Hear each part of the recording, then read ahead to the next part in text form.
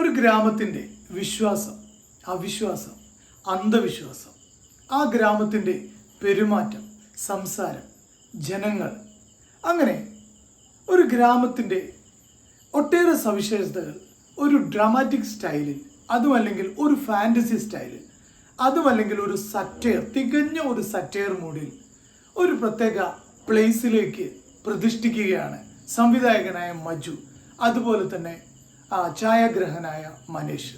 സിനിമയുടെ പേര് പെരുമാനി. പെരുമാനി പേര് സൂചിപ്പിക്കുന്നത് പോലെ തന്നെ വളരെ വ്യത്യസ്തതയുള്ള ഒരു ഗ്രാമം. ആ ഗ്രാമത്തിന് ഒരു പ്രയാസം നേരിടുന്നു. ആ പ്രയാസത്തെ അതിജീവിക്കുന്നതിന് വേണ്ടി അവർ ഒരു തങ്ങളെ സമീപിക്കുന്നു. ആ തങ്ങൾ പെരുമാനിക്കാരെ ആ പ്രയാസത്തിൽ നിന്നും സംരക്ഷിക്കുന്നു. ആ ഗ്രാമത്തിൻ്റെ എല്ലാമാകുന്നു, സംരക്ഷകനാകുന്നു. തുടർന്ന് കഥ മുന്നോട്ട് പോകുമ്പോൾ പെരുമാനിക്കാർക്ക് സംഭവിക്കുന്ന ഒരുപാട് കാര്യങ്ങൾ, ആ പെരുമാനി ഗ്രാമത്തിലുണ്ടാകുന്ന പ്രണയം, അസൂയ, കുശുമ്പ്, വിശ്വാസം, അന്ധവിശ്വാസം തുടങ്ങി ഒരു ഗ്രാമത്തിൽ അല്ലെങ്കിൽ മനുഷ്യനുള്ള ഒരു സമൂഹത്തിൽ എന്തൊക്കെ സംഭവിക്കാമോ അതെല്ലാം ഒരു മനോഹരമായ ഗ്രാമത്തിൻ്റെ പശ്ചാത്തലത്തിൽ നിന്നുകൊണ്ട് കഥ പറയുകയാണ് മജു. സിനിമ തുടങ്ങി 10 മിനിറ്റിനുള്ളിൽ നമ്മളെ എല്ലാവരെയും സംവിധായകൻ മജുവും അതുപോലെ തന്നെ ക്യാമറമാൻ മനീഷും ചേർന്ന് ഈ പെരുമാനി എന്ന ഗ്രാമത്തിലേക്ക് വളരെ ശ്രദ്ധയോടുകൂടി നമ്മളെ അതിനകത്തേക്ക് എടുത്തിടുകയാണ്. പിന്നീട് പ്രേക്ഷകനോടൊപ്പം നമ്മൾ സഞ്ചരിക്കുന്നു, അവരോടൊപ്പം നമ്മൾ വർത്തമാനം പറയുന്നു, അവരുടെ ഭാഷ സംസാരിക്കുന്നു, അവരുടെ വേഷങ്ങളെ ശ്രദ്ധിക്കുന്നു.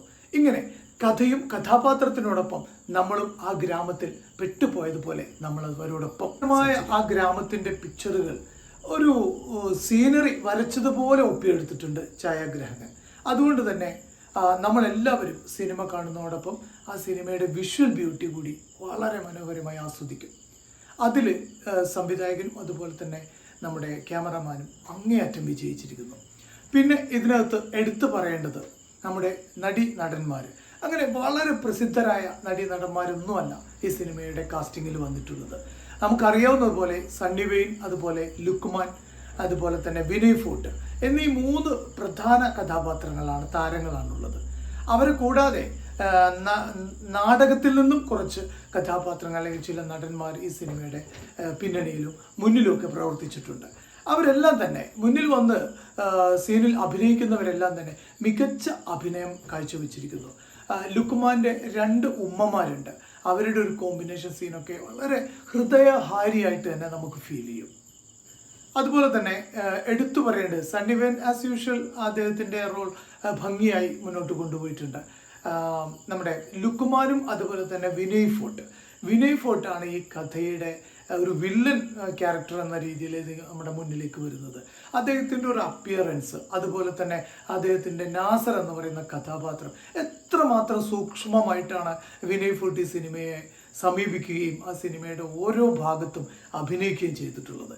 ക്ലൈമാക്സ് സീനിലൊക്കെ വിനയ് ഫോർട്ടിൻ്റെ ഒരു പ്രകടനം അതിഗംഭീരമാണ്. ഒരിക്കലും നമുക്ക് വിനയ് ഫോർട്ട് എന്ന വ്യക്തിയെ നമുക്ക് അതിനകത്ത് കാണാൻ കഴിയില്ല.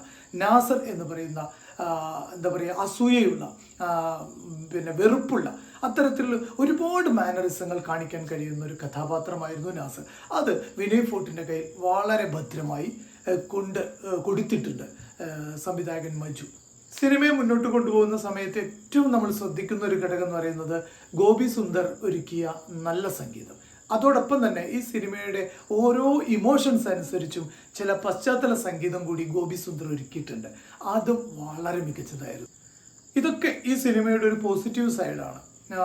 ഒരു പ്രത്യേക തരത്തിലുള്ള സിനിമ എന്ന രീതിയിൽ നമുക്ക് ഈ സിനിമ എടുക്കാം. ഒരിക്കലും ഒരു ആവേശം, അതുപോലെ പ്രേമലു, മഞ്ഞുമൽ ബോയ്സ് ഒക്കെ കാണുന്നത് പോലെ നമുക്കൊരു ആവേശത്തോടു കൂടി ഒരു പക്ഷേ എല്ലാ പ്രേക്ഷകരെയും തൃപ്തിപ്പെടുത്താൻ നമ്മുടെ പെരുമാനിക്ക് കഴിയുമോ എന്ന് സംശയമുണ്ട്.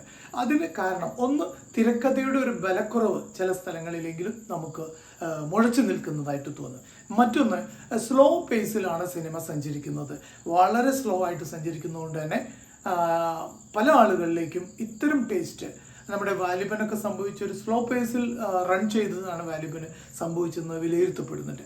അതുപോലെ ഒരു നെഗറ്റീവ് എഫക്റ്റ് ഉണ്ടാവാൻ സാധ്യതയുണ്ട്. പക്ഷേ സിനിമ സംസാരിക്കുന്ന രാഷ്ട്രീയം, സിനിമ മുന്നോട്ട് വെക്കുന്ന ആശയങ്ങളൊക്കെ തന്നെയും വളരെ വ്യത്യസ്തത ആർന്നതാണ്. തീർച്ചയായിട്ടും ഒരു നല്ല സിനിമ എന്ന രീതിയിൽ തന്നെയാണ് ഈ സിനിമയെ നമുക്ക് സമീപിക്കാൻ കഴിയുക. ഒരു പക്ഷേ നെഗറ്റീവായിട്ട് നമുക്ക് തോന്നുന്നത് ഇത് തന്നെയാണ്. തിരക്കഥയുടെ ഒരു ബലക്കുറവ് ചില സ്ഥലങ്ങളിലുണ്ട്. അതുപോലെ തന്നെ ഒരു സ്ലോ റണ്ണിങ് ഉള്ളതും സിനിമയ്ക്ക് ചിലപ്പോൾ നെഗറ്റീവ് അടിച്ചേക്കാം.